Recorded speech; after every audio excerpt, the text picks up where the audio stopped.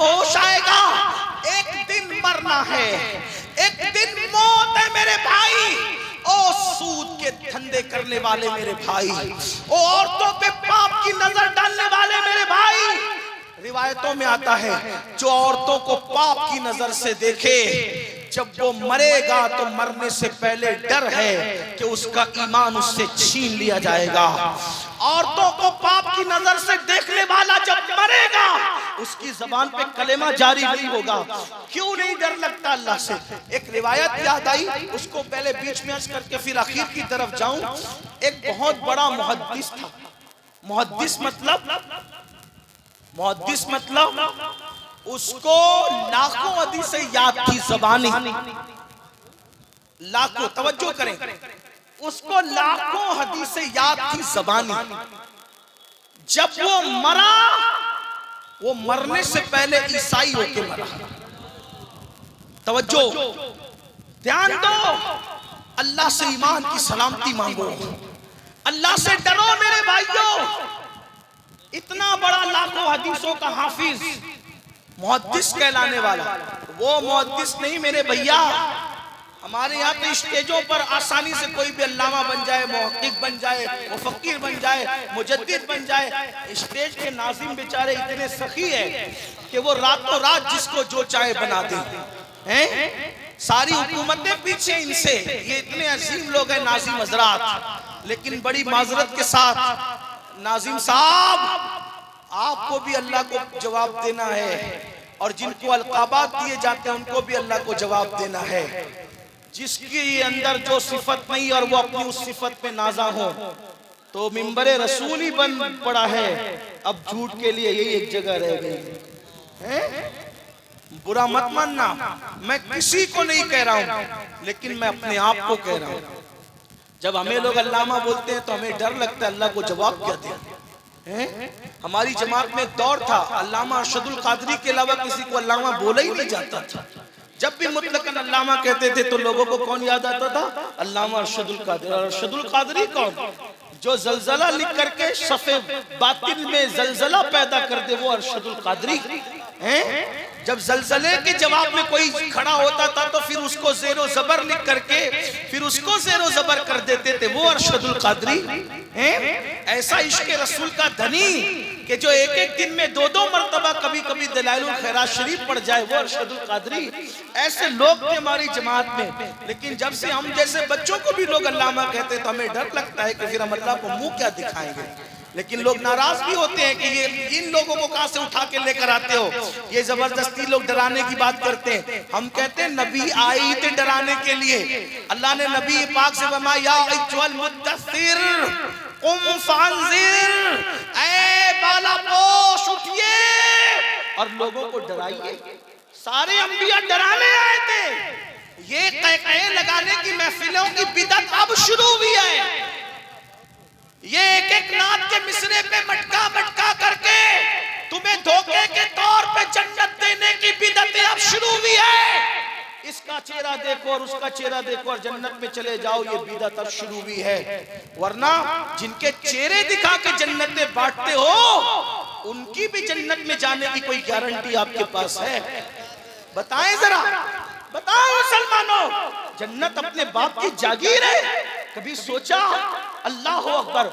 उम्मुल मोमिनीन सैयदा आयशा पाक, जिसकी ततहीर के लिए कुरान की आयतें नाजिल होती, जिसकी ततहीर के सबूत में, जिसकी फजीलत में मेरे इमाम कहते शम्मा दिल मिशकात तन सीना ज़ुजाजा नूर का, तेरी सूरत के लिए आया है सूरा नूर का। वो इतना रोती अल्लाह के खौफ से कि दुपट्टा नहीं छोड़ना पड़ता है। हम तो दो आंसू भी नहीं बहाते। चले, मैं बात खत्म कर रहा था, बहुत गर्मी भी आपको लग रही, देर से खड़े भी। अल्लाह ताला आपको पीलीभीत और इर्द गिर्द से, बरेली शरीफ से आने वालों, आपके गांव का नाम क्या है? अमरिया वालों, अल्लाह ताला तुम सबको शादो आबाद रखे, तुम्हारी नस्लों को शादो आबाद रखे। लेकिन दिल से सुनना, लाखों हदीसों का याद करने वाला मुहद्दिस ईसाई होके मरा। जब वो ईसाई होके मरा तो लोगों को बड़ी उलझन हुई कि ये ईसाई मुर्तद कैसे हो गया, ईसाई कैसे हो गया। तो उसकी बीवी से लोगों ने पूछा, तवज्जो करें, उसकी बीवी से लोगों ने पूछा, सच बता ईसाई होने की वजह क्या बनी? क्योंकि बीवी इंसान को अच्छी तरह जानती है। स्टेज पे तो कोई भी मुत्तकी आके बन के बैठ जाएगा, जाली तौर पे सो कार्ड तकवा इख्तियार कर लेगा, गर्दन झुका के बैठना तकवा नहीं है। फारूक आजम के दौर में फारूक आजम ने देखा एक मस्जिद नबवी में सर झुका के बैठा है, गर्दन झुका के, तो उसके गर्दन पे फारूक आजम ने मुक्का मारा। फारूक आजम भी फारूक आजम थे, हुजूर के तरबियत याफ्ता थे। उसकी गर्दन पे मुक्का मार के फरमाते, ओ मक्कार, गर्दन में तकवा नहीं है, तकवा हाँ होना तकवा दिल में है। गर्दन झुकाने की बजाय अल्लाह के लिए दिल झुका, उसका नाम तकवा है। जब वो मुहद्दिस ईसाई बना तो लोगों ने उसकी बीवी से पूछा, सच बता। बीवी अच्छे से जानती है शौहर को, तेरा शौहर ईसाई कैसे बना, क्यों बना, उसकी वजह सुने।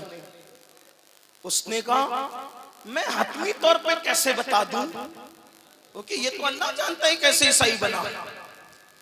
लोग परेशान हुए, लोगों ने दुआ की अल्लाह से, अल्लाह हमें इसके हाल पे मुत्तला फरमा, हमें इसके हाल की खबर दे। अल्लाह वालों ने दुआ की ताकि हम इबरत हासिल करें, लोगों को बताए कि ये मुसलमान से इतना बड़ा लाखों हदीसों का हाफिज मुहद्दिस ईसाई क्यों बना। तो वो ख्वाब में नजर आया, अजाब इलाही में मुब्तला जहन्नम की आग में जल रहा था। पूछा लोगों ने, ये बता तुझे कसम है कि तू ईसाई कैसे होकर के मरा।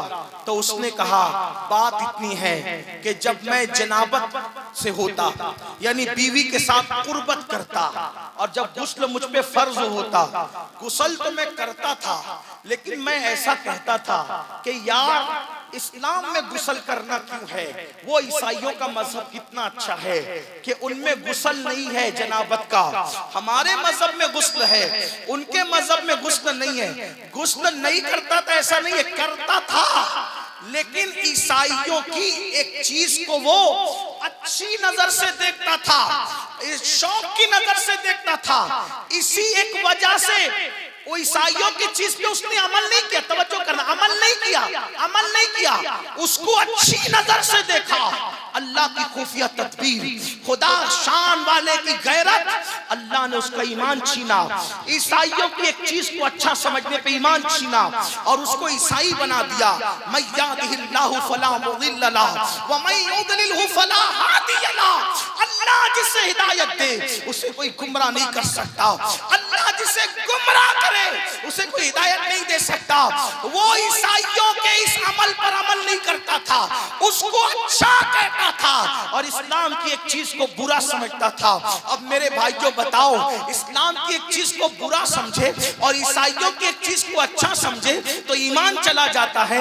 अब ईमान वालों, अपने दिल पे हाथ रख के सोचो, तुम ईसाइयों की चीज को अच्छा ही नहीं समझ रहे हो बल्कि उस पर अमल कर रहे हो। ये दाढ़ियां मुंडाना किसका तरीका है? ईसाइयों का तरीका। ये क्रिसमस मनाना, ये न्यू ईयर जो है वो लोग जो मनाते हैं उसमें नाच गा करके मनाते हैं, अल्लाह अकबर, उससे उनकी मुशाबिहत करना।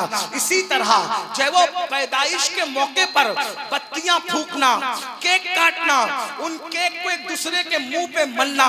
आप बताओ इस्लाम का इससे क्या ताल्लुक है मेरे भाई?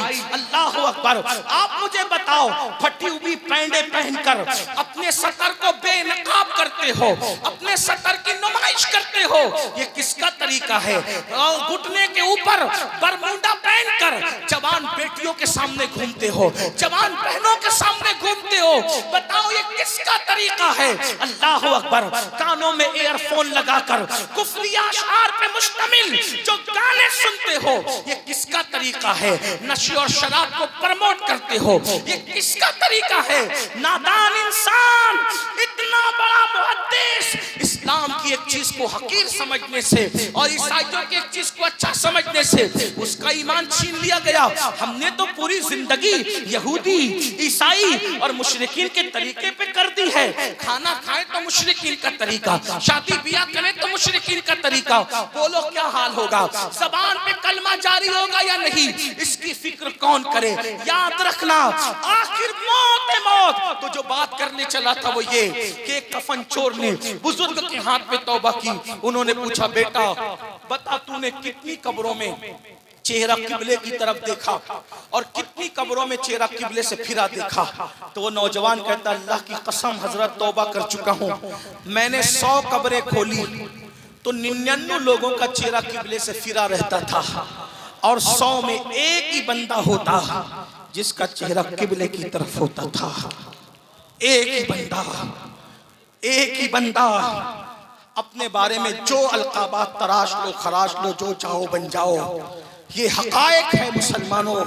उस बुजुर्ग ने अपने उस्ताद को खत लिखा, हजरत ये कफनचोर ने मेरे हाथ पे तौबा की है और वो कह रहा है कि मैंने 100 कब्रें खोली तो 99 लोगों के चेहरे किबले से फिरे देखे। एक ही बंदे का चेहरा 100 में एक किबले की तरफ चेहरा देखा। हजरत ये बताइए कि कब्र में लोगों के चेहरे किबले से क्यों फिर जाते हैं, किबलों से क्यों हट जाते हैं?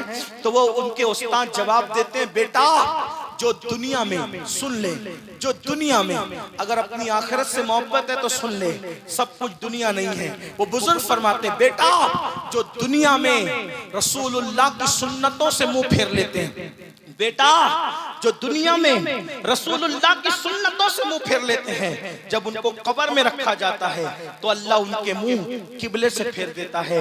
मेरी कौम के जवानों, जिक्र अहले बैत सुनने के लिए आने वालों, बताओ अगर सुन्नत छोड़ दी, तवज्जो, सुन्नत छोड़ दी तो मुंह किबले की तरफ कब्र में नहीं रहेगा। अगर सुन्नतें छोड़ दी तो मुंह कब्र में किबले की तरफ नहीं रहेगा। हमने तो फराइज भी छोड़ दिए, हमने तो वाजिबात भी छोड़ दिए, कब्र में हमारा हाल क्या होगा?